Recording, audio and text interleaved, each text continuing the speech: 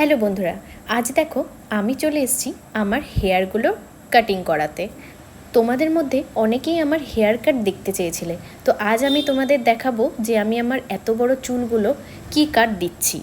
প্রথমত বলি যে আমার এই বড় চুলগুলো কাটতে ভীষণই কষ্ট হচ্ছিল, কারণ এতদিন খুব যত্ন করে চুলগুলোকে আমি বড় করেছি, তাই জন্য কাটতে খুবই কষ্ট হচ্ছিল। কিন্তু না কাটলেই না, কারণ চুলগুলো আমার ভীষণই খারাপ হয়ে গেছে, রাফ হয়ে গেছে, শ্যুট করতে করতে চুলের একদম বারো অবস্থা হয়ে গেছে। তো আমি আজ চলে এসেছিলাম দেবারতিদির পার্লারে হেয়ার কাটিং করা। আমি তাও দেবারতিদিকে বলেছিলাম যে বেশি ছোট করো না, কিন্তু আমার চুলের মাঝে মাঝে এমনভাবে ভেঙেছিল চুলগুলো যেটার কোনো কাট দেওয়া সম্ভব হচ্ছিল না। তারপরে দেবারতিদি দেখো আমার চুলে এই সুন্দর হেয়ার কাটটা দিয়েছে। একটু ছোট হয়েছে ঠিকই, কিন্তু তোমরাই বলো আমাকে কেমন লাগছে এই হেয়ার কাটিংটা করে। আমার তো ভীষণ পছন্দ হয়েছে, তোমাদের কেমন লাগছে তোমরা অবশ্যই কমেন্ট করে জানিও।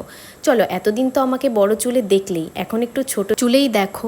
তো হেয়ার কাটটা তো আমার ভীষণ পছন্দ হয়েছে। আমি এই চুলে সাইডগুলো পুরো লেয়ার করেছি, মানে আমি লেয়ার কাট করে দিতে বলেছিলাম দেবারতিদিকে, আর বাকিটা দেবারতিদি নিজের পছন্দ মতো আমাকে করে দিয়েছে। কেমন লাগছে বলো আমাকে এই নতুন লুকে।